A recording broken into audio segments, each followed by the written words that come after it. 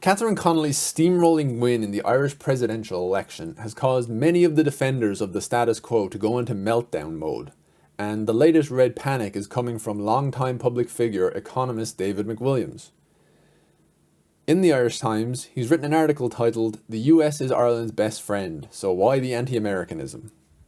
Now, if you've strolled around the streets of Dublin or Galway lately, you might wonder, what anti-Americanism? There are more American accents around Trinity College these days than there are from the home counties, and nobody's chasing these tourists around the place with hammers and sickles.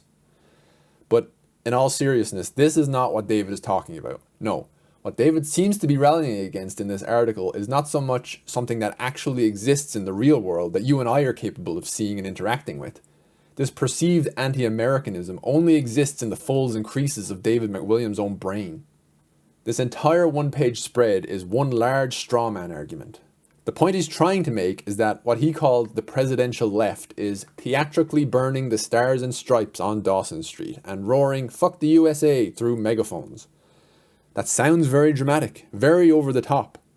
But this is not something that anybody is literally doing, except this one guy way back in 2012. But David's article doesn't seem to be addressed specifically to this guy, so what specifically is he talking about when he says this? Well, David is very careful to avoid actually quoting the president at all in this article. He makes veiled allusions to his own perception of what she probably feels about things based on vibes. So why don't we do David McWilliams' job for him and look at the things she's actually said about the US? I think we have a very volatile situation in the world. I think we have imperial powers. I think America is one of those imperial powers. As a neutral country, we have a duty to use our neutrality, to call out the abuse of power no matter where that is, whether by Russia or by America or whatever country. Now, is this controversial? To say that the US is an imperial power? Does anybody on the face of the earth today think the US's forays into Iraq and Afghanistan, whether you think they're good or bad, could not fairly be described as imperialism? Even David himself is willing to accept that the US's part in the Gaza genocide is worthy of criticism, so what is he even saying? David uses this term presidential left as a way to encapsulate all the things he doesn't like about his own made-up perception of what leftism is. He can't criticize Connolly directly because, despite how the media has attempted to scaremonger her, there is nothing in what she says about the US or Europe or Russia that can't be backed up with observable facts. So instead he has to use this passive term presidential left, which is effectively a straw man that he can use to attack Connolly and leftism in general, instead of actually engaging with specific points made by anybody. His definition of presidential left is a low-stakes leftism that comes together to win presidential elections and is now incumbent in the Oris. It sees itself on the right side of history and justice. Morally superior, it aligns to a strict creed, a central tenet of which is anti-Americanism. I suppose we can ignore the inherent contradiction of calling it low-stakes leftism when the whole point of the article is that the presidential left is going to crash the economy by scaring away US multinationals. The low-stakes jibe is just there to suggest that anything anyone left of the government says is just virtue signaling and has no real substance to it. Then we have this, a central tenet of which is anti-Americanism. Now, if there were a political ideology on this island that took anti-Americanism as its central tenet, then I would say that that is a stupid basis for an ideology.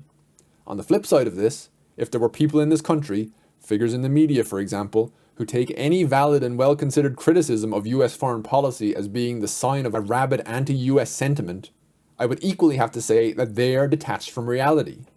One of the tenets of the ideology for which David is a longtime cheerleader is that any criticism of US foreign policy puts Ireland in a desperately precarious situation, where if we continue to say bad things about them, that they will pull their significant financial links with us. I think there's no precedent at all for these concerns, but my question is, even if it were true that US multinationals would be scared off by a few dissenting phrases, what price does David McWilliams put on Irish sovereignty? And look, this is a complicated issue. I'm not trying to pretend it's not. Irish sovereignty is tied up so closely with the EU in particular that there are many things that are not fully within our control anymore. But David's point is not so much that the US is not an imperialist nation. It's that, unlike the Brits, the US hasn't done imperialism on us in particular, so why do we care if they do it somewhere else? What sort of a left-wing radical nutjob do you have to be to give a shit if the US was directly responsible for 1 million Iraqi deaths, or 176,000 deaths in Afghanistan, just for things to go back exactly as they were before they showed up? Judging by how massive Catherine Connolly's victory was in the election, I would say David's position on this is wildly unpopular. It doesn't seem that the Irish electorate feels in any way that we shouldn't be concerned about US imperialist actions abroad, or that their arming the Gaza genocide is some sort of minor infraction, as anybody who wants to downplay Israel's actions seems to want to pretend it is. This phantom leftist in David's brain is after all a moral absolutist, and as we know, only those with the purest sense of moral good are opposed to genocide. In a final severing from reality, David then goes on to claim that Catherine Connolly is steeped in Maoism-Third Worldism, in a shameless attempt to throw some scary words at the reader and raise their blood pressure at the coming communist revolution. After all, the only thing scarier than Chairman Mao is the Third World. But this is where the article descends into mindless hysteria. If we take Wikipedia's definition of Maoism-Third Worldism, it is the belief that anti-imperialism is central to the victory of global communist revolution, and also that the working class in the First World is not exploited and is in fact a labour aristocracy with no revolutionary potential. This is what David is claiming our new president believes. Very bold claims. I can't wait to read what stirring evidence he's dug up to back these claims up. Yeah, there's nothing. It's pure alarmist gibberish. For David McWilliams, there is no air at all between criticising US warmongering and literally calling for global communist takeover and violent purging of the landlord class. He believes these things are literally the exact same. Like, he's specifically emphasising the third worldist view that first world labourers are not true proletariats, and passes this off as something his so-called presidential left holds as a foundational belief.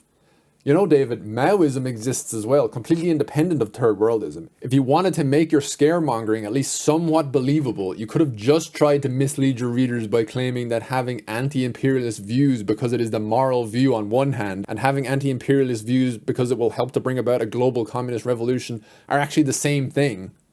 At least then you could pretend that the presidential left secretly wants a global communist revolution. Even without having a single example of anybody on the presidential left wanting this, there are at least a handful of diehards out there who want to believe this is Connolly's intention. But why has he gone out of his way to imply that Catherine Connolly believes that the only real proletariat is the third world labourer, and that through their endeavours they will bring about a global communist utopia, while providing zero evidence or even anything that approximates this belief? This is inception, I suppose. Planting this nonsense in people's brains to stir up vague feelings of unease at Connolly and anyone else who may attempt to call out US imperialism. Rousing emotions and ditching logic completely. This all begs the question, what on earth is going on at the Irish Times? Who is editing this tripe?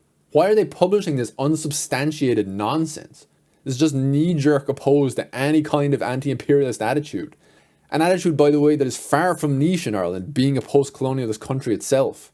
And why, instead of actually engaging with the arguments presented by the likes of Catherine Connolly, is David McWilliams creating fake positions to argue against like this? Like, congratulations, you successfully defeated Maoism-Third Worldism that like 6 cunts on Reddit actually believe in.